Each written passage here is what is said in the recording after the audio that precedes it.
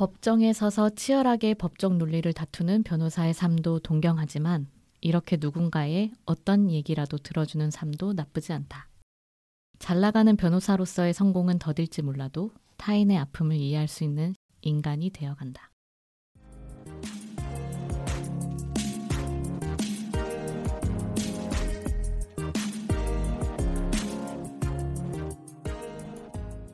안녕하세요. 두둠지 스테이션 125화 시작하겠습니다. 오늘 오프닝은 천수희 작가님의 책 사랑 없이 우리가 법을 말할 수 있을까? 프롤로그 중에서 읽어드렸습니다. 어느새 4년째 새해 인사를 드리게 되었는데요. 이렇게 변함없이 팟캐스트로 만날 수 있어서 너무 감회가 새롭고 오늘은 특히나 북키 출판사의 지원으로 사랑 없이 우리가 법을 말할 수 있을까를 출간한 천수희 작가님을 직접 모시고 책 이야기를 나눠보겠습니다. 일단 혜인님 안녕하세요. 네, 안녕하세요. 잘 지내셨나요? 네. 저희가 1월 한 달 동안 방학 가지고 이제 2월 첫째 주에 듣고 계실 텐데 지금부터 이제 새해로 카운팅하면 되지 않을까. 맞아요. 네. 이제 음력설까지 지나면 네. 진짜 새해다. 더 이상 미룰 수 없다. 그렇습니다. 물론 입춘이 남아있지만 새해의 마음을 해보고요. 그리고 천수희 작가님 인사드리겠습니다. 안녕하세요. 네, 안녕하세요. 천수희 변호사라고 합니다. 많은 분들이 이제 본명이냐고 국적이 어디냐고 이런 것들 많이 물어보시는데요. 저는 다를 숫자 다를 이자를 써서 특별하게 다르다라는 뜻을 가지고 있는 이름이고요. 순희, 수희, 수위 이렇게 이름 다 헷갈려 하시는데 네. 1, 2, 3, 4, 5 할 때 그 2. 네, 맞습니다. 그래서 네. 이것저것 해보고 싶은 게 많아가지고 사회복지사, 법학 전문 박사 이런 자격을 가지고 있는데 이번에는 사랑 없이 우리가 법을 말할 수 있을까라는 책을 써서 또 작가로 이렇게 인사드리게 됐습니다. 네, 반갑습니다. 반갑습니다. 네. 역시 변호사분이시라 네. 마이크 켜지니까 바로 네, 감사합니다. 네.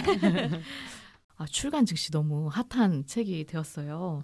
첫 책이 나오고 이제 책 받아들었을 때 작가님 소감이 또 궁금해요. 일단은 굉장히 또 벅찼던 것 같아요. 제가 이제 티 중에 티다 이렇게 친구들한테 평가를 많이 받는데 사실 책을 먼저 이렇게 받았을 때 약간 저도 좀 눈물이 날 것 같더라고요. 그래서 내가 쓴 글이 어떻게 책이 돼서 누군가 읽는다고 생각을 하니까 굉장히 마음이 조금 이상하더라고요. 또 출판사에 이거 괜히 해를 끼치는 게 아닐까 계속 걱정이 돼가지고 네. 고민을 했었는데 어쨌든 이렇게 제 책을 또 많이 알아봐 주시고 좋아해 주시고 하시니까 굉장히 다른 어떤 일보다도 되게 감사한 일인 것 같아요. 네. 이제 밀리의 서재에서 예. 먼저 연재가 됐다고 네. 이제 띠지에도 이렇게 잘 나와 있더라고요. 작가님이 또 글쓰기 수업도 네, 들으셨다 맞아요. 이런 이야기가 네. 이 책 안에 나오는데 네. 그때 쓰신 원고를 시작으로 이렇게 네. 책이 된 거죠. 네, 변호사로 처음 이제 발을 딱 내딛고 나서 이제 있었던 일들을 그 당시에는 페이스북을 제가 조금씩 썼었어요. 나만 이제 알고 있기엔 아까운 얘기들을 좀 쓰다가 이제 그리고 나서는 페이스북이 약간 이제 저물면서 저도 들어가 볼 일이 없었는데 우연한 기회에 12주간 글쓰기 수업에 좀 들어갔었어요. 근데 그 글쓰기 수업에서 매주 2편씩 이제 숙제로 글을 써오는 게 일이었는데 사실 매주 글을 2개씩 쓴다는 거는 쉬운 어렵죠. 일은 아니잖아요. 그래서 뭘 쓸까 하다가 그때 이제 페이스북에 있었던 글을 좀 더 자세하게 쓰면 사실 고생도 덜 할 수 있으니까 한번 써보자라고 생각을 해서 12주가 지나니까 한 25편 이상의 글이 완성이 됐더라고요. 그래서 글쓰기만 선생님께서 좀 투고를 해보는 게 어떻겠냐 이렇게 조언을 주셨어요. 그래서 제가 도전해봐라라고 용기를 주셔가지고 여러 군데 출판사에 글을 보냈고 이제 몇 군데서 연락을 주셨어요. 되게 감사하게도. 그래서 그 이후에 이제 북키랑 또 연이 닿게 돼가지고 또 밀리의 서재에도 이제 글을 올렸어요. 사실은 또 이제 처음으로 이제 뭔가 독자들한테 글을 보여주는 거에서 굉장히 많이 떨렸었는데 주간 밀어주기 1위, 월간 밀어주기 2위 이렇게 해가지고 또 한 800분 정도가 또 밀어주고 지금도 계시고 하셔가지고 저는 사실 제가 글을 잘 쓴다기보다는 그 안의 내용들에 좀 공감을 해주시는 거 아닌가라는 생각이 들어가지고 감사하게 생각하고 있습니다. 네. MBTI가 T시라고요? 네. 아니 너무 그 네. 이 안에 나오는 사람들의 네. 어떤 이야기에 굉장히 공감도 많이 하시고 약간 뭔가 동화가 잘 된다고 해야 될까? 네. 약간 그런 부분이 있어서 틀림없이 파워 F다 막 이랬는데. 근데 이제 친구들한테는 제가 T라고 이제 친구들한테는 T인데 친구들이 오히려 모르는 사람한테는 F다 이런 얘기를 많이 해줘요. 친구들한테는 굉장히 이제 공감을 못 해줘가지고 막 또 이제 모르시는 분들한테는 어쨌든 또 F처럼 다가가려고 노력을 하는 것 같아요. 네. 근데 진짜 그 T가 맞으신 것 같은 게 네. 글쓰기 수업을 듣는 사람은 굉장히 많지만 네. 숙제를 받는 사람도 많겠지만 네. 그 24편, 25편을 성실히 써서 투고를 해보는 게 어떻겠냐라는 이야기는 아무나 듣진 않을 것 같거든요. 그래서 되게 그런 한번 네. 내가 이걸 해야겠다가 확실하게 서면 잘 지키시는 것 같아요. 근데 사실 그 글쓰기 반에 정말 다양한 구성원들이 모였었는데 검찰 공무원이신 50대 후반의 아저씨분도 계셨었고 신문사의 기자님, 그다음에 대치동 국어 선생님, 그다음에 일반 대학생, 그다음에 무용 선생님 뭐 이런 분들이 모이셨는데 매주 그 숙제를 열심히 해오시는 거예요. 그래서 정말 그 제가 안 할 수 없을 정도로 나 따위가 이걸 못 따라가면 안 된다라고 생각했을 정도로 굉장히 열심히 하셨고 이제 모두가 다 같이 이렇게 으쌰으쌰 해서 이거 굉장히 운이 좋았던 것 같아요. 사실 그 반에 들어가지 않았으면 저도 사실은 미루고 이제 이런 사람이었는데 그때만큼은 또 이렇게 책이 나오려 그랬는지 어쨌든 조금 열심히 할 수 있었던 것 같아요. 네. 그러면 2023년에 글쓰기 수업을 하셨는데 네. 이 책 안에 나온 얘기는 좀 더 이전. 네, 이전의 얘기여서 이건 제가 2018년쯤에 냈었던 일이고 사실은 꽤 지난 이야기이기는 해요. 그런데 이제 어차피 사람 사는 얘기가 시간이 지나고 뭐 세월이 지난다고 해서 크게 달라지는 것은 아니라는 생각도 조금 들었고 오히려 법이 뭔가 도구화되고 서로의 입맛에 따라 뭔가 막 이렇게 사용되는 요즘 시기에 오히려 더 공감을 시기적으로도 좀 받고 있지 않나 이런 생각도 해봐요. 네, 네 맞습니다. 네. 저희가 요즘만큼 이렇게 변호사, 네. 법, 판사 그런 단어를 그런 분들을 너무 자주 보고 네, 맞아요. 그 얘기들을 자꾸 하고 있었어서 네. 그런 시기에 또 사랑과 법을 같이 이렇게 이야기하니까 네. 그게 또 되게 다가왔던 것 같습니다. 네. 맞아요. 이 책이 가제가 네. 사랑 말고 우리가 무얼 또 얘기할 수 있을까? 네. 였던 것으로 알고 있는데 네, 이제 맞아요. 실제로는 사랑 없이 우리가 법을 말할 수 있을까로 최종적으로 출간이 되었는데 네. 제목 너무 좋아요. 제목 너무 좋아요. 처음에 투고 당시에는 글쓰기 선생님이랑 상의해서 지었던 거였고 근데 출판사에서도 이제 사랑이라는 단어에 이제 귀가 딱 꽂히셨다고 말씀을 하시더라고요. 이게 사랑이라는 단어가 그래서 친구들한테 정말 많이 물어봤었어요. 근데 이제 제 친구들도 다 티니까 아까 왜 사랑 타령이야 막 이렇게 얘기를 했었는데 책 제목이 좋다는 얘기를 되게 많이 들어가지고 제가 오히려 책의 지금 제목에 좀 약간 기대서 가고 있는 게 아닌가. 법이라는 게 사실 사랑이랑 별로 관계가 없고 오히려 좀 사랑과 반대되는 개념 같은데 왜 이렇게 단어를 붙이셨을까 다들 많이 궁금해 하시더라고요. 그래서 그 당시에 이제 한 2년간 2,000분 넘게 사람들을 많이 만났었는데 얘기를 이렇게 듣다 보면은 뭐 그분들도 이제 저처럼 누군가의 뭐 딸, K 장녀 그리고 뭐 누군가의 친구 또 누군가의 직장 동료 이렇게 살고 계시면서 뭐 어떤 때는 나랑 되게 비슷한 얘기를 하시는구나라 생각될 때도 있고 어떤 때는 또 세상에 이런 일이 있단 말이야 막 이런 얘기를 막 하시는 그런 많은 이야기들이 있었는데 결국에는 사랑하기 때문에 그러니까 뭔가 믿었기 때문에 돈도 빌려주고 뭐 결혼도 하고 뭐 동업도 하고 여러 가지 일들을 하는데 결국에는 이제 그 관계가 틀어지면서 모든 법적 분쟁이 시작이 되더라고요. 왜냐하면 이제 사랑이라는 게 사실 어떤 사람을 뭐 이렇게 아끼고 귀중히 여기는 마음 이렇게 정의가 되어 있던데 이제 그렇다 보니까 누군가를 위한 사랑, 뭐 선의가 전제가 안 되면 사실 어떤 법적 관계가 시작이 안 되는 거죠. 그래서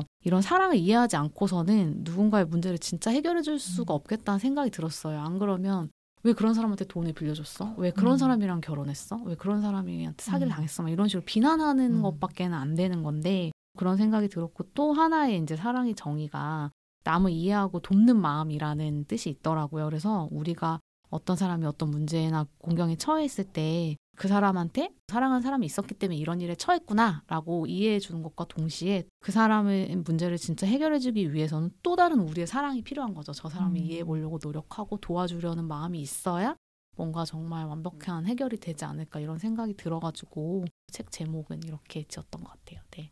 제목도 그렇고 또 표지. 네. 표지가 네. 정말 너무 아름다워요. 너무 예쁘죠. 제가 사실 이 표지 작업해주신 네. 변현근 일러스트레이터님이 달력 작업을 좀 꾸준히 하셔가지고 저는 네. 달력으로 먼저 알게 된 네. 분인데, 그러니까 이제 구름이 빌딩에 비춰져 있는데 그게 약간 사람의 네, 형상이 맞아요. 너무 정말 예쁩니다. 어떠셨어요? 처음에 보셨을 때? 처음에 봤을 때 이제 제 책의 그런 느낌을 잘 표현해 주신 것 같아서 되게 감동이었죠. 그래서 많은 분들이 고생해 주셔가지고 책이 나온 것 같아서 너무 네. 감사합니다. 그래서 이렇게 일러스트의 그 느낌 네. 그리고 이제 저자 이름을 이제 네. 뭐 천수희 지음이나 혹은 천수희 네. 뭐 글이 아니라 변호사 천수희라고 이제 딱 그렇게 간판이 있으니까 네. 이 표지만 봤을 땐 또 약간 소설 느낌도 나고 네. 네, 그런 어떤 장르적인 부분에서 구별이 안 가는 어떤 독특함이 있어서 저는 또 그래서 시선이 또 가는 그런 표지가 아니었나. 네. 가운데 하트 너무 귀엽고. 맞아요. 포인트. 너무 센스 있게 딱 네. 그렇게. 네, 맞아요. 네. 아, 출간 이후에 네. 이 책을 딱 들었을 때 진짜 누구한테 제일 먼저 이렇게 딱 선물을 줬을까? 이것도 되게 궁금하더라고요. 제일 먼저는 이제 결혼한 지 막 60일밖에 안 됐기 때문에 2달. 네. 네, 그래서 남편한테 이제 전해줬고요. 이제 제가 막 밤새 글 쓰는 모습을 옆에서 봤기 때문에 본인도 굉장히 신기하고 막 자기 이야기도 나오냐 막 이런 거 물어보더라고요. 그래서 네가 나오면 공포 소설이야. 그래서 좋은 얘기가 나올 것 같아 막 이렇게 하면서 장난을 쳤지만은 굉장히 또 좋아해주고 그리고 이제 책도 네. 제가 강매를 시켰죠. 남편으로서. 아니, 잠깐만요. 네. 남편 이름 안 나오셨죠? 네, 남편 네. 이름은 하나도 안 나왔어요. 그거 하나 네. 3개 줬어야 되는데. 그럼 남편분도 네. 사셨을 거다. 이제 책 속으로 본격적으로 들어가 보도록 하겠습니다.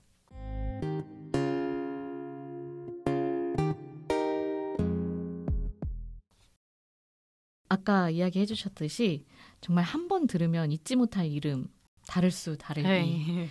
이 책의 내용도 다르고 달랐던 어린 시절 이야기부터 시작이 됩니다. 저는 이 부분이 약간 충격적이었어요.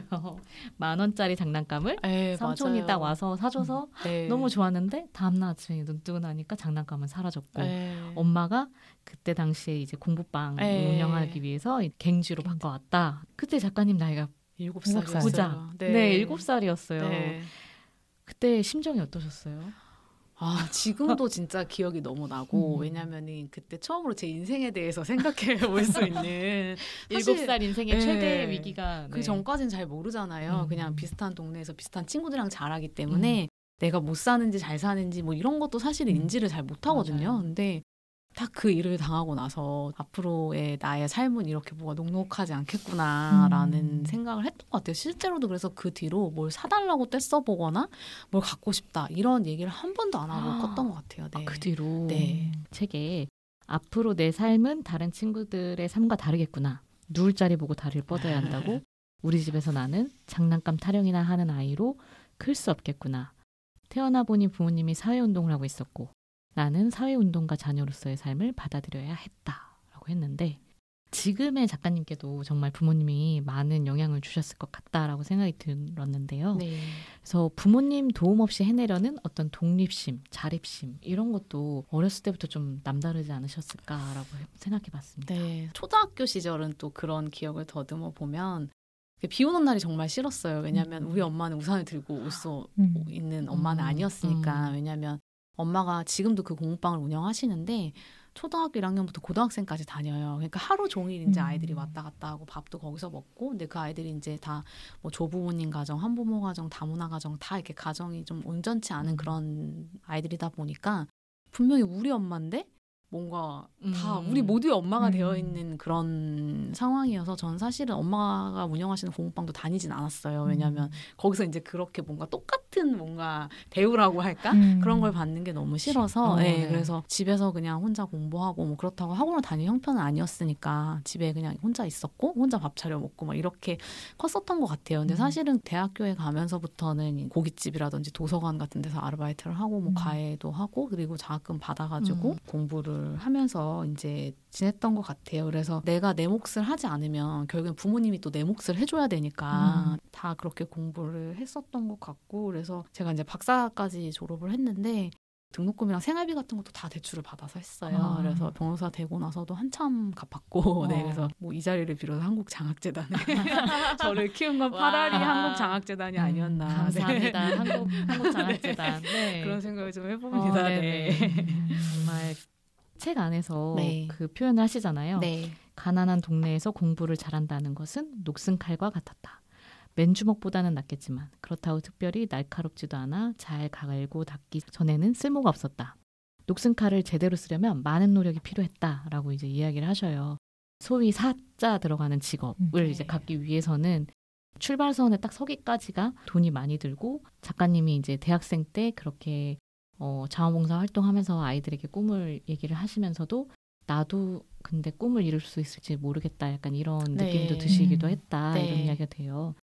법을 전공으로 선택하고 대학 다닐 때 그런 돈 때문에 현실이 좀 그래서 꿈을 포기할 수도 있겠다는 생각이 좀 들으셨던 적이 있는 건가요?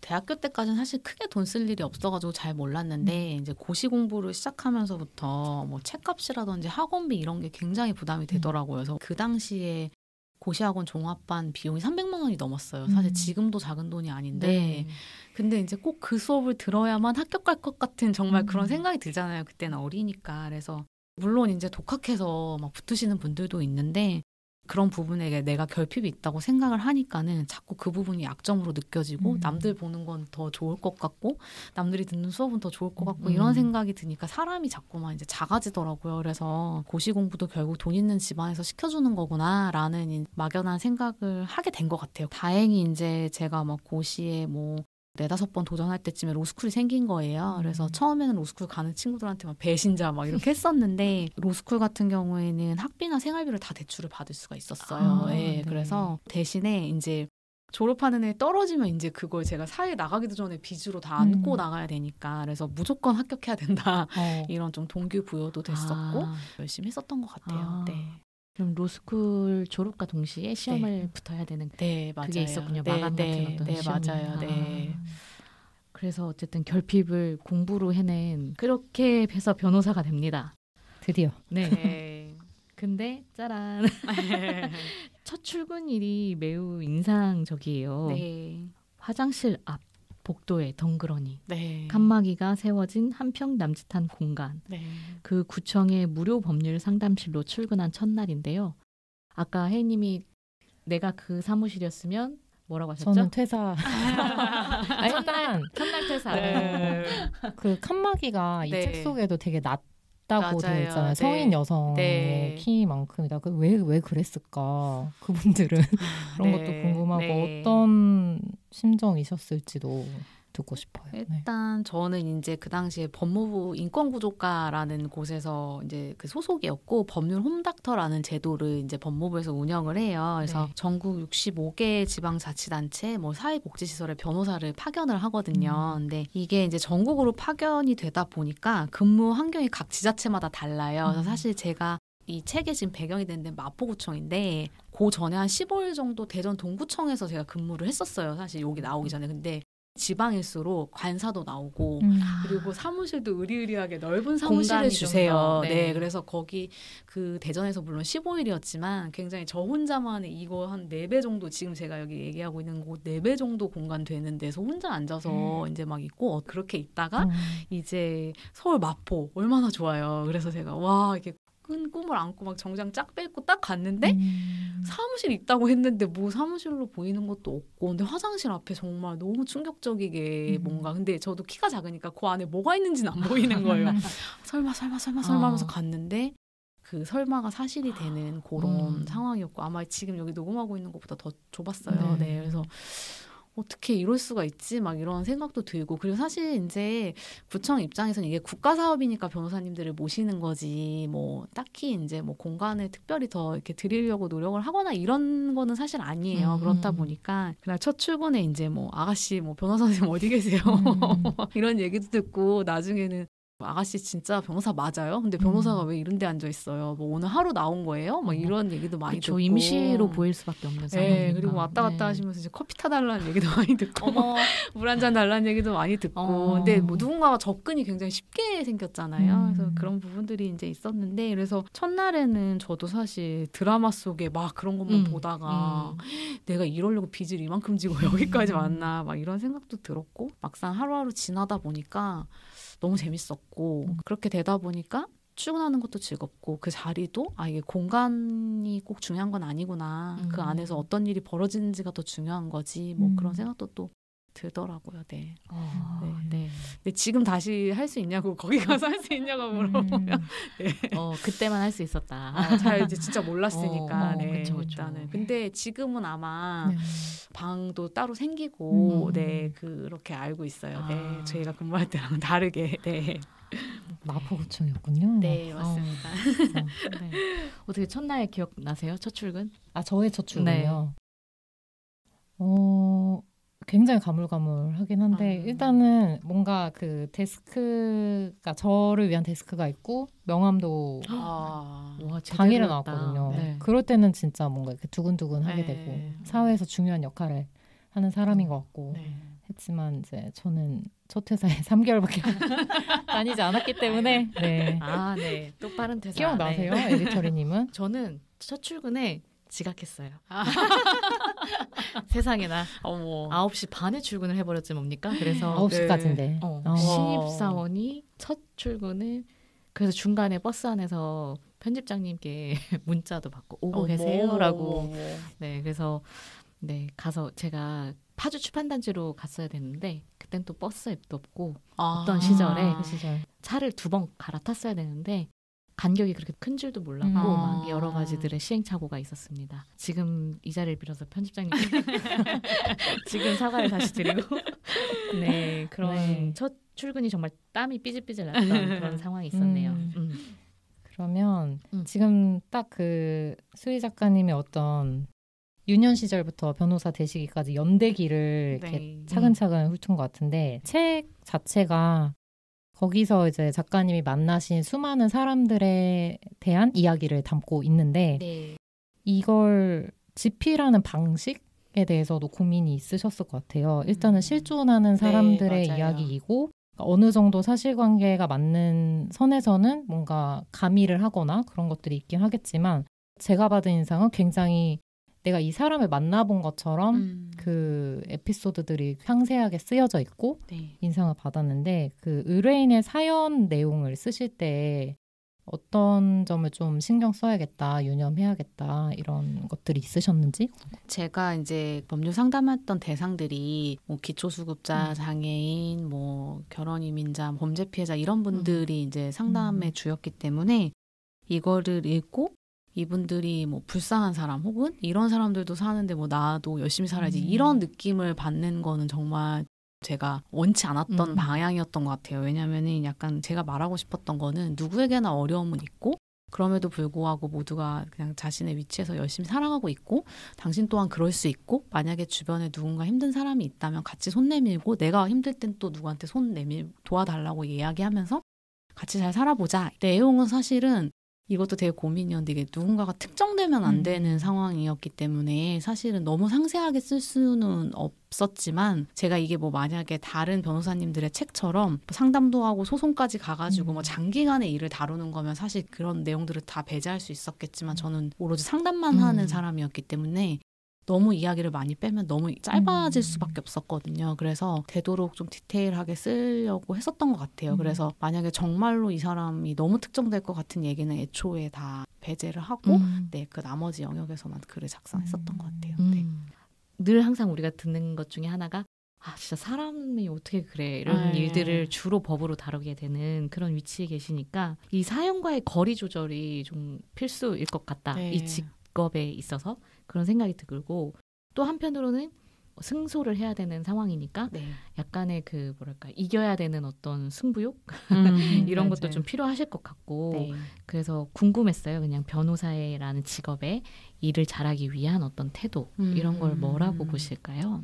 그런 얘기 많이 해요. 감정이입 많이 하면은 망한다. 그러면 객관적으로 절대 될 수가 없다. 막 이래가지고 중립적인 자세를 가지려고 노력하는 것도 굉장히 좀 중요한데 저는 겪어보니까 이게 타인의 일을 내 일처럼 좀 생각할 수 있는 변호사가 돼야지라는 생각을 많이 해요. 이게 내 일이라고 생각을 하면 사실은 하나라도 더 찾아보게 되고 한 번이라도 더 생각하게 되거든요. 근데 그게 아니라 그냥 뭐 매일 오는 사람 중에 한 명 이렇게 생각하다 보면 그냥 대충 말할 수도 있거든요. 근데 그 사람한테는 그게 전부잖아요. 저의 조언이나 저의 이야기가. 사실 내가 내 일처럼 얘기를 이제 해준다는 거는 결국에 그만큼 많이 또 알아보고 그다음에 여러 가지 또 조언도 구하게 되고 이렇게 되거든요. 그러면 실수할 확률이 더 오히려 적어지는 것 같아요. 네, 그리고 또 기본적 성향 자체가 이제 변호사들이 보통 다 그런 것 같아요. 아무리 감성적이어도 기본적으로는 조금 냉정하게 생각하는 부분도 있어서 걸러서 듣고 또 거기에 맞게 또 얘기를 해드리고 이런 부분들은 있었던 것 같습니다. 네.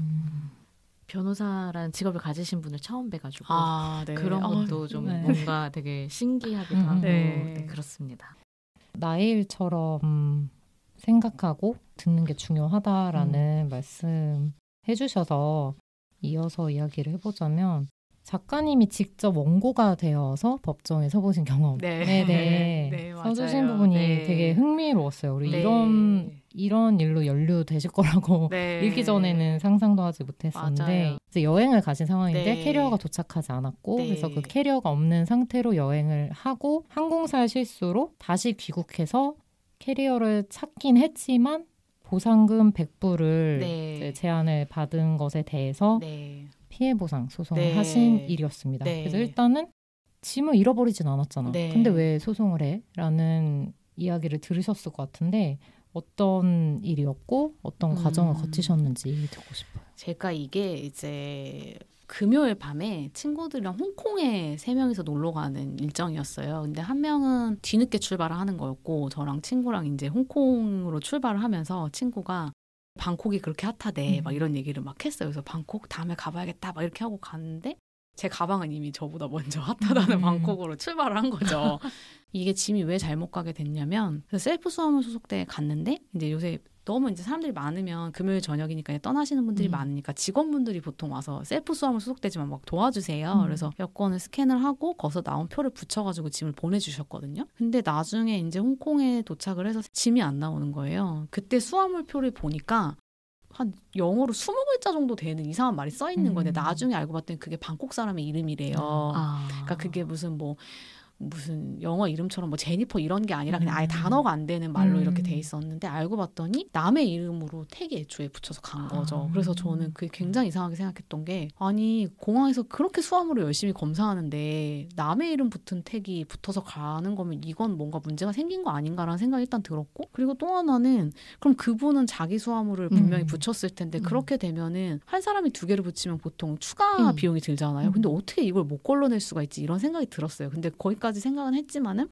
당장 내 짐가방 받는 게 중요하니까 바로 그 자리에서 이제 온라인 신고센터에 접수를 하고 그날은 가서 잠이 들었죠. 왜냐하면 굉장히 짧은 일정이었어요. 거의 2박 4일 막 이런 일정에서 가서 잠을 잤는데 결국에 안 됐고 후발대로 오는 친구가 이제 공항에 가서 그걸 물어보게 된 거죠. 그랬더니 요즘에 뭔가 자주 있는 기계 결함이다. 뭐 이런 것부터 시작을 해서 이미 방콕에 짐이 있는 걸 알고 있는데도 이제 뭐 특별히 조치를 취하지를 않았던 거죠. 근데 항공사랑 연락이 닿았는데 저한테 지금 가방 갖다 줄 수 없고 보상금 100불이다. 뭐 어디서 받을래? 이렇게 얘기를 하시는 거예요. 그래서 아니 근데 이게 뭔가 사과가 먼저 돼야 되는 거 아니냐라고 얘기를 했는데 끝까지 이제 안 하시더라고요. 그래서 이제 결국 본사 담당자랑 연락이 됐는데 다시 100불 얘기를 하면서 돈 주면 사과지 왜 자꾸 사과를 하라고 하냐는 거여서 제가 남들이 들으면 무슨 막 몇 천만 원이나 주면서 사과라고 얘기를 하겠다. 막 제가 거기서 산 속옷 같은 것도 빨아 입고 막 그리고 어쨌든 티셔츠 사고 바지 사고 이런 것만 해도 돈이 얼만데 막 그렇게 계속 얘기를 했는데 기어이 이제 뜻을 굽히시질 않더라고요. 그래서 제가 인터넷에 검색을 해봤더니 막 어떤 애기 엄마는 이유식 담은 가방을 못 받아가지고 그 현지에서 어떻게 이유식을 구해요. 그래서 막 그런 글을 쓰기도 했고 그다음에 또 어떤 분도 정말 중요한 물건이었는데 출장을 가는데 못 받으신 분들. 근데 다들 자기네 내부 규정에 의하면 보상이 100불이다. 보상 규정이 막 그런 식으로 얘기를 하길래 그럼에도 불구하고 소송에 가면 돈이 너무 많이 드니까 많은 분들이 권리를 포기하시는 거예요. 그래서 그래 잘 됐다. 이건 한번 해보자. 이렇게 해가지고 소송을 걸었죠. 근데 변호사를 막 다 선임하시더라고요. 공항공사도 선임하시고 항공사도 선임하시고 막 해가지고 비싼 돈 주고 많이 선임하셔가지고 막 하시길래 3년 걸렸어요, 소송이. 근데 그때 제가 결국에는 승소를 했는데 제가 느꼈던 게 저는 그 전까지만 해도 의뢰인분이 오시면은 뭐 이거 소송 어떻게 돼요? 이렇게 하면 뭐 소송 가시면 시간 얼마 걸리고요. 돈 얼마 드실 거고요. 얼마 정도 이기실 수 있을 것 같아요. 이렇게 쉽게 얘기했거든요. 근데 제가 느껴보니까 그 3년 동안 정말 자다가도 꿈에 나오고 지는 거 아니야? 자다가도 꿈에 나오고 그리고 재판 가는 날 너무 떨리고 그리고 그 결과 들으러 가는 날도 진짜 그 자리에서 숨이 멎을 것 같은 막 그렇게 고통을 느꼈는데 보통 분들이 변호사를 선임하려면 서초동에 정말 아무 사무실이나 가도 정말 작은 사건도 최소 500만 원 이상은 받아요. 그러면 누군가의 한 달 월급을 뛰어넘는 돈이잖아요. 그러면 그 돈을 내고 내가 시간 2년 동안 3년 동안 떨면서 그 결과를 기다리는 마음이 사실은 이런 거였겠구나라는 생각이 들더라고요. 그래서 내가 어떤 분이 오셨을 때 소송에 대해서 물어보면 그걸 정말 쉽게 얘기하면 안 되겠구나라는 생각이 그때 처음 들었어요. 이제 판사님도 재밌으시잖아요. 변호사가 나와가지고. 그렇죠. 본인 소송을 서류를 읽고 나오시는데 말해보라고. 지금처럼. 거의 원님 재판처럼 말해보라고 하고. 나중에는 우리나라 같은 경우에는 정신적 손해배상은 크게 인정을 안 해요. 물질적인 걸로 이제 배상이 되면 정신적인 걸 해결됐다고 보는데 저는 정신적 손해배상도 조금 받아가지고 결국엔 또 항소를 한 거예요. 그래서 3년 정도 걸렸고요. 그 뒤에 이제 소장을 공개를 하고 다른 분들도 이거 사용하실 수 있게끔 변호사 없어도 돈 받아오실 수 있게끔 이제 그런 식으로 해놓고 그리고 공항에서도 그 진표나 이런데 옛날엔 네임이라든지 뭐 수화물표를 확인하라는 기재가 없었는데 지금은 또 바뀌게 됐죠. 제도와 기반을 만들어주신. 그러면 어쨌든 항소를 했기 때문에 3년씩이나 걸린 거죠. 1심도 거의 2년 정도는 걸렸고요. 보통 그래요. 우리나라 재판이. 그러니까요. 그래서 이게 우리가 이렇게 법적으로 따질 일이 많아서 그게 쌓여 있어서 많이 드는 건가? 그런 생각이 들었는데 어떤가요? 그런 것도 그렇고요. 사실 법관 숫자나 이런 숫자도 되게 많이 부족해요. 검사 숫자도. 근데 이제 문제는 그런 걸 증언시키려고 하면 또 이제 반대하시는 분들이 또 분명히 있고 너무들 경무에도 시달리시지만 그러니까 결국에는 이게 너무 계속 오래 걸리니까 다들 불안한 상태로 살게 되고 그런 부분들이 좀 안타깝죠. 제가 느끼기에도. 또 여기 에피소드 중에 그 고시 공부할 때 고시원을 탈출해서 원룸에 사는 이야기 물 난리 나서 막 서러움했던 이야기가 있는데 진짜 저도 뭐 세입자로서의 서러움을 또 많이 느꼈던 적이 있었던 터라 이게 굉장히 또 공감이 갔고 시간과 에너지가 너무 법적 다툼이라는 것이 쉽지 않기 때문에 모든 법이 그렇겠지만 임차인의 권리가 아무리 법에 나와 있어도 그건 최소한의 보장일 뿐 언제나 나는 내가 스스로 지켜야 한다는 걸 다시 한번 깨달았다라고 이제 이야기를 해주세요. 아까 소송하셨기 때문에 경험을 통해서 의뢰인의 마음을 더 잘 이해하고 그런 경우도 있는데 한편으론 변호사의 일에 또 가장 제가 봤을 때 힘든 점은 그렇게 자신과 먼 위치에 있는 의뢰인의 입장 혹은 주장 이런 것들을 어쨌든 맡아서 해야 되는 그런 일들이 종종 있으시잖아요. 그래서 그럴 때는 변호사분은 또 어떤 마음으로 이 일을 임할까 이런 것도 궁금했어요. 힘든 것 같아요. 뭔가 왜냐하면 오셔서 말씀하실 때 보통 이제 자기 얘기만 막 하시고 들어봐도 이건 잘못됐고 소송 가도 진다고 말씀을 드려도 이제 이해를 못 하시는 거죠. 내가 제일 잘 안다. 이건 해보면 이길 수 있다. 막 이렇게 말씀을 하시는데 그럴 때는 이제 먼저는 많이 화가 나셨겠네요. 막 하면서 이제 뭔가 편을 들어드려요. 그럼 이제 막 뭐 욕도 하시고 막 서러움도 토로하시고 막 그러거든요. 그런 다음에 근데 다 선생님처럼 생각하면 너무 좋을 것 같은데 세상이 또 정말 선생님처럼 똑똑하지가 못해가지고 막 하면서 이제 또 말씀도 드리고 그리고 이게 또 문제는 또 돈도 많이 들고 이거 어떻게 해요 막 이렇게 하면서 이제 맞장구도 쳐드리고 막 같이 욕도 하면서 이렇게 하면 또 어느 정도 이해를 해주시는 부분도 있고 그리고 그럼에도 불구하고 이제 마음대로 하시려고 하시는 분들 있잖아요. 근데 이제 저희 친한 동기 언니가 그 얘기를 하더라고요. 이제 그 언니는 처음에 의뢰인을 만나면은 형사사건 같은 경우에는 보통은 다 무죄를 주장을 해요. 그런 변호사들 같은 경우에는 설득을 해요. 잘못했다가는 이게 형량 더 높아지니까 반성을 하는 태도를 보이는 게 좋겠다. 왜냐하면 CCTV에 찍혔는데도 막 아니라고 하니까 그러면 그렇게 이제 설득을 해서 보통들은 이제 다 이해를 하는데 만약에 결과가 나왔을 때는 변호사가 말한 대로 했다가 잘 안 됐다 이렇게 막 우기시는 분들도 있거든요. 그래서 그 언니는 처음에 만나면 물어본대요. 어떻게 해드렸으면 좋겠어요? 이렇게 물어본대요. 그러면은 그분이 저 무죄입니다. 그럼 지금 녹음할게요 한다면 이제 꺼내요. 무죄라고 해달라고 하셨죠? 이렇게 해요. 그리고 정말 무죄를 주장을 하면 판사님이 이제 CCTV 다 찍혔고 증인 다 있는데 어떻게 무죄냐고 하면서 더 이제 중한형을 때리시는 거죠. 근데 그렇게 하고 난 다음에 그 언니는 정의가 실현됐다. 이렇게 하면서 내가 오늘도 정의를 실현했다라고 하면서 부인하는 놈은 더 세게 처벌받아야지. 이렇게 나온다는 거예요. 그래서 저한테 언니가 했던 말이 네가 아무리 좋은 말을 해주고 공감해주고 옳은 말을 해줬는데도 못 알아듣는 사람은 결국 정의를 실현하는 수밖에 없다. 라는 이야기를 해줘가지고 제가 현명합니다. 그래서 그 뒤에 제가 굉장히 거기에 큰 깨달음을 얻고 최선을 다하되 못 알아들으시면 어쩔 수 없다. 왜냐하면 그분이 분명히 피해를 가한 누군가가 있으니까 어쩔 수 없다. 이렇게 하는 방법으로 자기 인생을 자기가 꼬겠다는데 저희가 어떻게 도와드릴 방법은 없네요. 맞아요. 그런 느낌. 너무 충분히 이해가 됐습니다.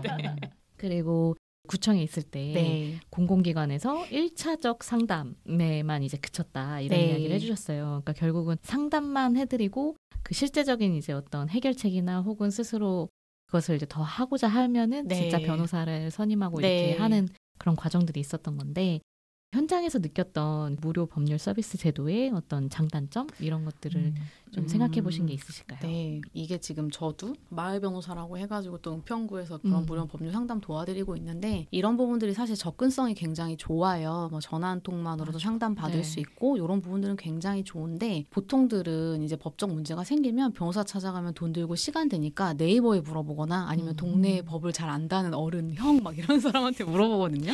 근데 사실 법적인 문제에 좀 많은 부분은 또 시간적인 싸움이 되는 경우도 굉장히 많아요. 시간이 지나가면 권리가 사라진다거나 시간이 지나면 고소를 못한다거나 이런 부분이 있는데 그런 걸 놓치시는 분들이 많은데 바로바로 상담을 받을 수 있는 거는 그런 권리를 잘 찾을 수 있는 것에 있어서는 굉장히 좋은데 문제는 이 경우에는 해주는 사람이 누군지도 되게 중요한 것 같아요. 서비스를 제공하는 사람 입장에서 성의가 있어야 돼요. 사실 저도 되게 이제 고민이었던 부분이 예를 들면 어떤 분이 변호사까지 선임하실 정도는 아닌데 이게 그렇다고 해서 대응을 안 할 수는 없는 상황일 때에 그럼 제가 종이 한 장 써드리면 돼요, 사실은. 근데 이게 어쨌든 저도 이제 이런 상담이 원래는 주 업무고 제 추가적인 거잖아요. 모든 직장인들에 비해 이걸 더 할 것인가.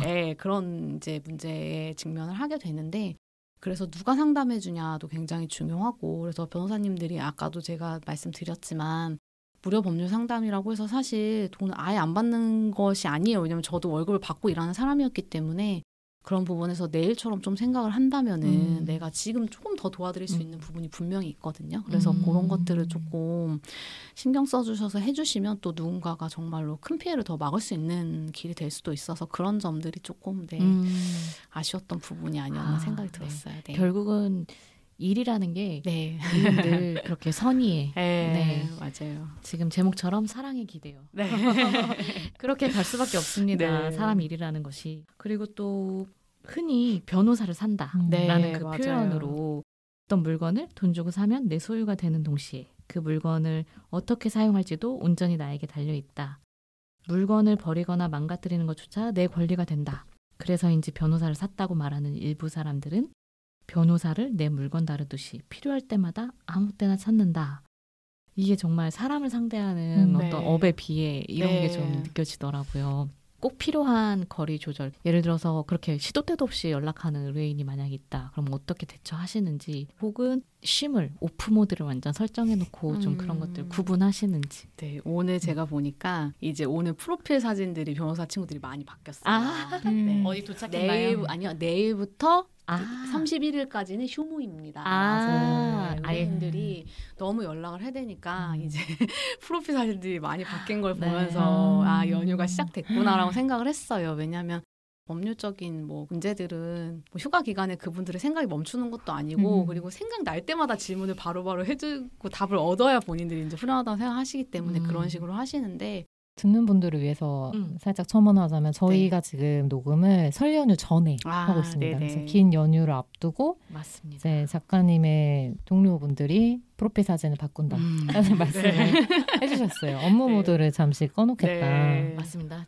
저 같은 경우에는 지금은 이제 업무용 핸드폰 따로 만들어가지고 이제 근무 시간 외에는 아예 그냥 보지 않아요. 왜냐하면 근무 시간 외에 보게 되면 또 답장을 해드리고 싶은 또 그런 또 노예 근성이 있어가지고 하다 보니까 만약에 어떤 스트레스가 쌓이면 막 말씀을 아무리 드려도 이제 안 되는 경우에는 막 운동장 같은 데 달리면 소리를 질렀어요. 막 하면서 막. 그리고 이 책의 배경이 된 요 일을 할 때도 그 옆에 월드컵 경기장 하늘공원이랑 네, 거기에 올라가면 뛸 수 있는 공간이 있어요. 드넓잖아요. 네, 그래가지고 거기서 하면서 막 소리를 지르고 뛰면은 애기들이 나왔다 깜짝 놀라서 쳐다보기도 하고 그래서 별건 아니었지만 뭐 돈 안 드는 정말 그런 거였지만은 굉장히 좀 저한테는 의미 있는데 스트레스 해소법이었고 저는 약간 좀 생각이 많아지면 달리거나 뭐 네, 그렇게 좀 하는 것 같아요. 소리를 지르면서가 포인트인 것 같아요. 정말 후련하게. 네, 소리를 지르면서. 네. 그래도 업무용 핸드폰 너무 중요하다. 네, 그렇죠. 그래서 같은 핸드폰에서 또 투넘버도 사용할 수 있어요. 근데 이제 처음엔 다들 귀찮으니까 그리고 돈이 추가로 들어가니까 이제 사용을 안 하는데 제가 봤을 때 정신 건강을 위해서 꼭 필요하다. 네, 꼭 필요한 것 같아요. 네, 그 한 달에 뭐 투넘버 해봤자 한 3,000원 정도인데 그 정도 돈으로 저의 정신을 지킬 수 있다면 네, 충분히 투자 가치가 있다고 생각을 합니다. 네. 그 에필로그 부분을 읽으면서 이제 질문이 들었던 부분이 있는데 지금 하시는 일이랑 같이 연결지어서 이야기를 해주시면 될 것 같은데요. 일단 에필로그에 누군가의 어떤 이야기도 들어주려면 나도 그만큼의 준비가 필요하다. 내 변호사 생활의 마지막은 다시 이 자리에서 더 깊어진 지식으로 마무리하고 싶었다. 그래서 아쉽지만 누구보다 아꼈던 그 자리를 떠났다라고 해주셨는데 이 다짐을 하신 이후, 이 결심이 서신 이후에 어떤 것들을 더 배우거나 준비하셨는지도 궁금하고 그게 지금 하시는 일과 어떻게 연결이 됐는지도 들려주시면 좋을 것 같아요. 네, 그때는 이제 사실 제가 1차 상담만 해보고 법정에 한 번도 서보지를 못한 변호사였어요. 그러다 보니까 이게 뭐 마치 뭐 수영을 못하는 사람이 수영 이론만 얘기하는 것처럼 그런 느낌으로 이제 이야기를 하다 보니까 한 번은 이제 전과 36범인 아저씨가 찾아오셨는데 그분은 근데 사실 그냥 소위 잡범이라고 하죠. 뭐 명예훼손도 하고 모욕도 하고 그냥 술 드시고 이제 돌아다니시면서 약간씩 사고 치시다 보니까 이제 되시는 거였는데 빼곡하게 법률 지식이 쓰여져 있는 노트를 보면서 조금 있으면 기소가 될 것이고 뭐 몇 달 뒤에 뭐 될 것이고 선고까지는 얼마가 걸릴 것이다 이런 얘기를 하시는데 제가 사실은 좀 그때 되게 부끄러웠어요. 왜냐하면 내가 변호사인데 실제 소송을 경험해보지도 못하고 그래서 그런 절차라든지 아니면은 그 과정이 얼마나 걸리냐 그 과정에서 뭐 어떻게 되는 거냐 이런 거를 말씀하셨을 때 저는 책에서 읽은 내용밖에는 말을 할 수가 없는 거예요. 그래서 법정 그 모니터링하는 봉사활동 이런 것도 많이 했었었는데 또 그런 것과 내 일이 돼서 내가 직접 소송을 담당해보는 건 또 별개의 일인 거잖아요. 그래서 이렇게 반쪽짜리로는 조금 살 수가 없겠구나라는 생각이 들어가지고 이제 송무를 하는 서초동으로 소위 송무 변호사로 넘어오게 됐고요. 지금은 이제 뭐 하고 있는 분야는 공익적인 분야는 아니지만 제가 일하고 있는 거 외에 뭐 한부모 가정 지원한다든지 아니면 스토킹 피해자들 뭐 소송 도와드린다든지 뭐 학교 밖 청소년들 뭐 이런 일들 관련해서 소송이 생기는 걸 또 도와드리면서 예전보다는 그래도 조금 더 소송에 대한 지식을 가지고 이제 일을 하고 있는 게 조금 달라진 것 같아요. 퇴사하던 날 그렇게 말씀을 드렸어요. 진짜 변호사가 되면 그때 이제 다시 와서 이 넓어지고 깊어진 지식으로 더 많은 분들 도와드리고 싶다 이런 말씀 드렸었고 네, 그거는 정말 진심이었어요. 네, 네. 오늘 저희도 이제 변호사님을 처음 뵈었지만 정말 살면서 만나지 않으면 가장 좋다 이런 이야기 이제 많이 하는데 네. 그럼에도 변호사를 구해야 할 일이 또 생길 수 있습니다. 네. 그래서 의뢰인은 어떤 기준으로 변호사를 만나는 게 좋을지 사건을 잘 해결하기 위해서 의뢰인은 변호사한테 어떻게 협조하고 어떤 마음으로 이제 변호사를 만나야 할지 네. 이런 것도 오늘 방송에서의 꿀팁으로 네. 네, 드린다면 일단은 이제 내가 무슨 문제가 생겼을 때는 무료 상담도 일단 받아보시는 게 일단 좋을 것 같아요. 그러니까 각 동마다 마을 변호사님들도 다 지금 있기 때문에 동주민센터에 연락을 하셔서 마을 변호사님 상담 받아보고 싶다 이렇게 하신 다음에 몇몇 분의 얘기를 들어보면 이게 될 일인지 안 될 일인지 일단 알 수 있고 그리고 그 이후에는 이제 진짜 변호사를 구해야 되는데 그 대한변호사협회 사이트에 들어가시면은 전문 분야를 검색할 수가 있어요. 근데 그 전문 분야를 내가 갖고 싶다고 갖는 것이 아니라 그 관련된 분야에서 소송을 30건 이상 해야 되고 3년 이상의 경력이 있는 변호사님이 이제 심사를 거쳐서 되는 거기 때문에 그렇게 해서 전문 분야의 변호사님을 좀 검색해 보시는 게 좋을 것 같아요. 그리고 변호사 비용이 사실 법정으로 정해져 있는 게 아니에요. 그렇다 보니까 여러 군데 다니시다 그냥 싼 데서 하거나 뭐 깎아주는 데서 하거나 이렇게 하시거든요. 그리고 뭐 어떤 경우에 서비스 소송 해준다 막 이렇게 해가지고 뭐 5% 써요 막 그런 식으로 해서 막 하시는 네. 분들도 있는데 제가 봤을 때는 이게 뭔가 뭐 아무리 그게 비용이 정해져 있지 않다고 해서 막 정말 우리가 물건 깎듯이 막 그렇게 깎아서 하는 게 과연 옳은 일일까라는 생각도 들고 그리고 이제 또 뭐 사무장님들이 수임해서 하시는 그런 펌 같은 경우에는 계속 한 번도 변호사 못 만나고 결국 사무장님이랑 소통하다가 끝나는 경우도 있어요. 그래서 좀 그런 부분들도 좀 유념하시면 좋을 것 같아요. 선임하실 때는. 그리고 선임이 된 이후에는 내 이야기를 다 한 다음에 그 다음에는 믿고 맡겨주셔야 돼요. 그래서 지금도 이제 제가 주변에 친구를 돕고 있는 게 있는데 안 믿어요. 친구라서. 안 믿어요. 법적인 사고랑 또 일반인이 생각하는 사고랑 다를 수가 있거든요. 그리고 어떤 게 유리하고 어떤 게 불리한 말을 안 해야 되는데 너는 왜 자꾸 그 말을 안 해줘? 라는 말을 많이 해요. 그래서 그게 내가 안 하고 싶어서가 아니라 이게 불리하기 때문에 말을 안 한다고 말을 해도 안 믿어요. 근데 변호사 입장에서도 이기고 싶죠. 다들 승부욕이 있고 이기고 싶은데 안 할 때는 이유가 있고 만약에 1심에서 그것 때문에 진 것 같다라고 하면 항소심에서라도 얘기할 수 있으니까 일단은 믿고 기다려 보시는 게 좀 좋지 않을까 싶어요. 맡기신 이후에는. 네, 그렇습니다. 저 지금 약간 소름 돋았던 게 얘기 듣다 보니까 제가 변호사를 만난 적이 있는 거예요. 제가 소송을 이겼네요. 어머머. 너무 까마득하게. 그 첫 직장에서 퇴직금 소송. 네. 월급 밀리고 퇴직금 때문에 제가 퇴사를 한 다음에 바로 이제 신고를 하고 했던 거예요. 근데 이제 노동청에 가서 그 경찰관이 이제 나와 계시는 그 약간 무슨 뭐라 해야 되죠? 법적인 그런 어떤 감시하는 그런 분한테 이제 이런 일이 있다라고 접수를 하고 그 나서 이분이 이제 그걸 어떤 서류를 떼주고 변호사 이제 법률구조공단에서 하셨죠. 네. 그렇게 해서 이제 넘어가서 거기서 이제 변호사 분하고 이제 2번인가 만났나? 뭐 법정에 제가 출석할 그건 아니라 그래서 제가 그래서 이렇게 까마득하게 입고 있었네요. 제가 직접 법정을 갔던 건 아니었고 근데 다 잘 해결돼서 제가 법정이자 25%, 연 25%까지 다 탈탈 털어서 받았다라고 아주 저의 자랑스러운 일이 또 묻힐 뻔했네요. 그래서 저는 주변 이제 편집자 친구들 후배들한테 그런 일이 이제 저희가 종종 있단 말이죠. 네, 그래서 그럴 때 항상 이제 제가 그때 그 몸소 경험했던 돈 받아야 될 금액을 정확하게 회사로부터 직인이 찍힌 그것으로 받아갖고 와서 그것이 정확한 금액이 써 있어야만 빠르게 해결이 될 수 있고 그 다음에 민사 형사 다 걸어야 대표님이 이제 겁을 먹고 나 형사 출하만 해주면 내가 이거 해줄게 돈 줄게 이렇게 되거든요. 그런 일들을 제가 늘 항상 기회가 될 때마다 말하고 있습니다. 언제든 나를 상담해라. 나한테 상담해라. 이렇게 했는데 기억이 또 이렇게 싹나.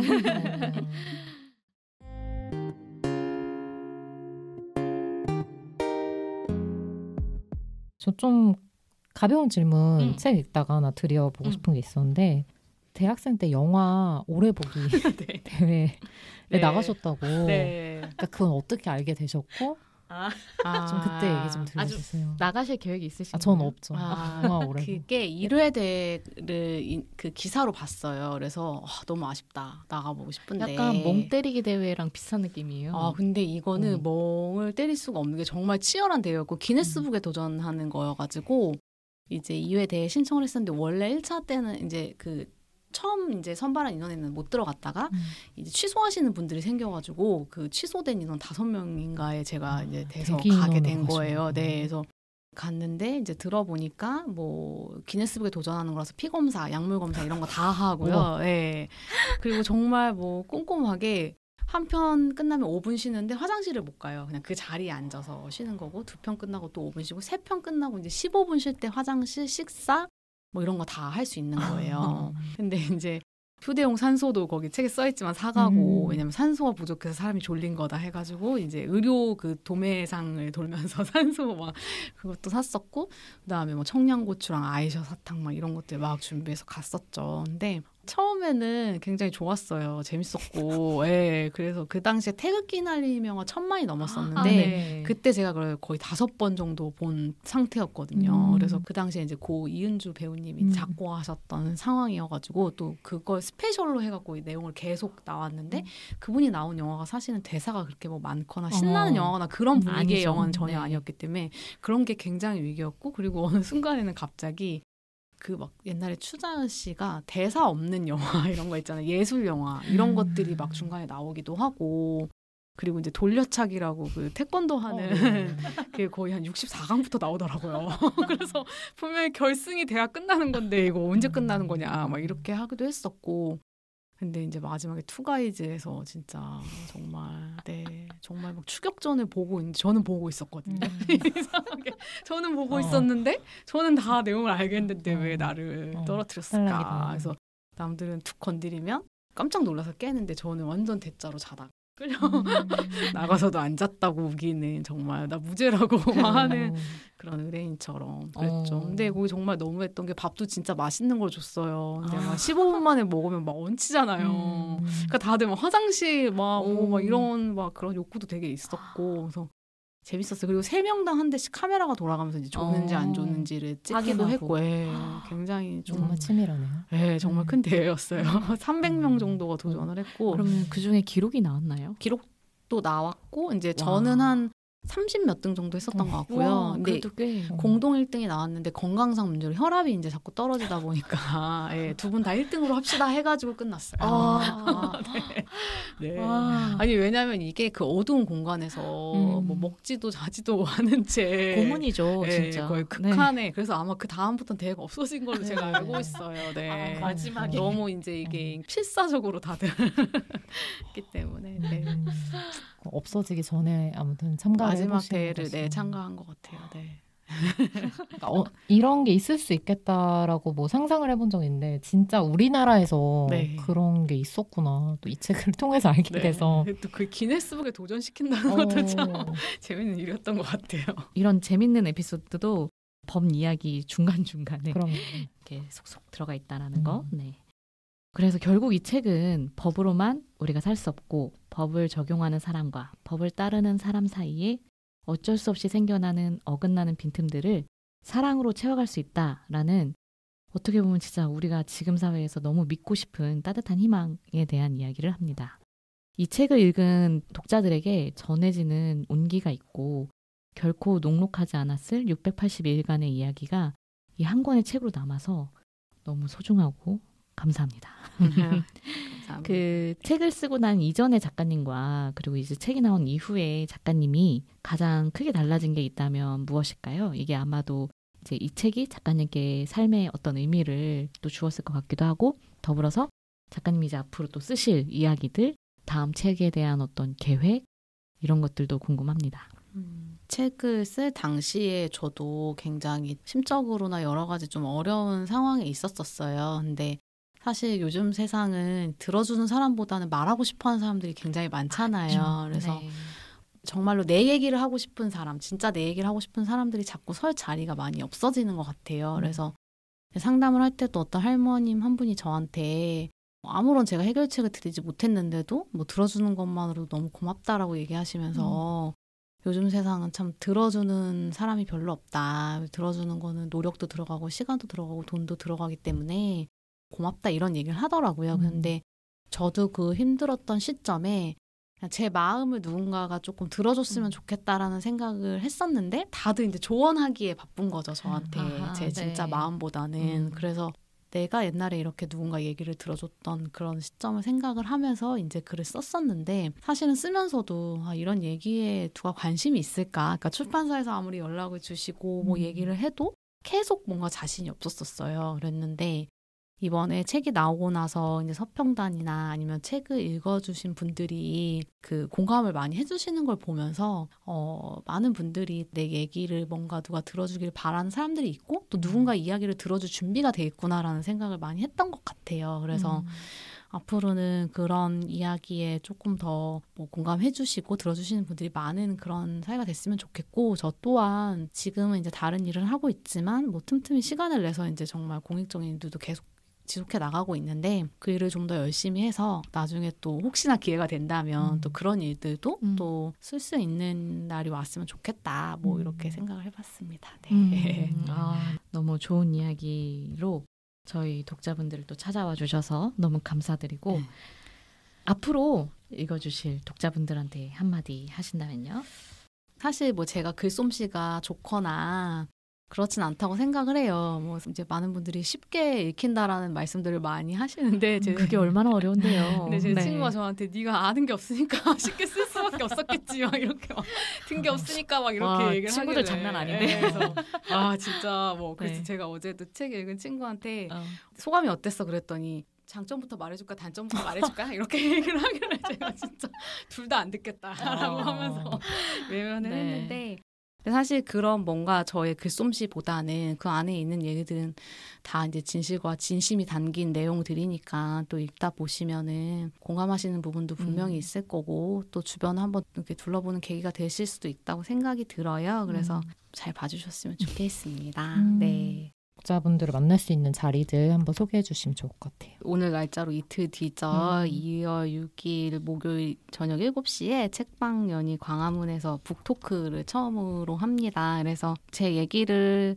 뭐 들으러 오셔도 좋고요. 아니면 본인의 얘기를 또 해주셔도 제가 또 열심히 들어드릴 수 있고 그리고 또 뭐 오셔가지고 궁금하셨던 거 물어보시면 뭐 다 말씀드릴 수 있고 뭐 전에 보니까 이제 상담할 때 뭐 초등학생이 와서 자기 꿈 얘기하면서 변호사가 뭐 한 사람이에요 막 이런 거 물어보기도 했었거든요. 그러니까 어떤 것들이든 다 책에 대한 내용부터 책이 아니더라도 뭐 궁금한 게 있으신 분들 나와주시면은 제가 친절하고 상세하게 제일처럼 설명드리겠습니다. 네. 되게 Q&A 때 질문 많을 것 같지 않나요? 네. 그리고 더불어서 그렇게 변호사를 꿈꾸는 지금 현재 공부하고 계시는 그런 분들이 오셔도 이제 선배로서 또 이야기해 주실 부분들도 많으실 것 같아서 되게 귀한 시간이지 않나라는 생각이 들고 아마 이 방송 나갈 때 마감되셨을 수도 있다. 그죠? 네. 근데 자세한 사항은 부키 인스타그램과 혹은 책방연이 인스타그램을 통해서 신청하시고 또 보실 수 있으니까 확인을 부탁드리겠습니다. 네. 오늘 팟캐스트 나오신 소감 한마디 어떠세요? 정말 제가 조금 너무 많이 떨렸고 그러셨어요? 사실 네. 그리고 이렇게 또 책을 진지하게 말할 수 있는 자리에서 또 책을 정말 사랑하시는 분들과 제가 또 이런 얘기를 나누니까 너무 좋고요. 그리고 저도 이제 전에 친구들이랑 팟캐스트 해볼까 뭐 무엇이든 답해드립니다. 막 이렇게 좋다. 해가지고 이 친구랑 절교해야 돼요. 막 이런 거 물어보면 절교해 막 이렇게 해서 막 연습도 하고 그랬었거든요. 연습까지. 네. 근데 사실 이게 굉장한 노력과 시간이 드는 거잖아요. 열정이 있고 그래서 정말 두 분 너무 멋있으시고 저도 이제 몇 개 들어봤는데 너무 목소리도 좋으시고 또 좋은 말씀 많이 해주시는 것 같아서 저도 오늘 많이 배웠지만 앞으로도 열심히 듣도록 하겠습니다. 네, 감사합니다. 네. 천수희 변호사님의 무엇이든 고민 상담소 뭐 이런 거 이제 열릴 날을 또 기다려볼게요. 여기 또 근처시라고 근처라고 또 들어서 스튜디오 가까우시니까 여기 뭐 노래방 시스템이거든요. 30분에 얼마 이렇게 결제하시면 돼가지고 아주 편하다. 근데 최소 1시간 예약하셔서 30분단위는 안 되고 매우 TMI 스튜디오 홍보까지 꼭 그런 어떤 특히나 이렇게 잘 들어주시는 변호사님의 이야기가 또 너무 귀한 것 같아서 저는 정말 새해 처음 두둥치 스테이션 시작하는데 너무 좋은 책을 만나고 소개할 수 있어서 정말 좋았습니다. 그럼 다음 주는 또 혜인의 부먹클럽으로 돌아오겠습니다. 다음 주에는 3월에 있을 아카데미 시상식을 앞두고 영화 이야기를 하는 시간이 될 것 같습니다. 또 빼곡한 리스트가 나올 것 같습니다. 기대해 주시고요. 그러면 오늘 방송 여기서 마치겠습니다. 끝까지 들어주신 분들 또 감사드립니다. 감사합니다.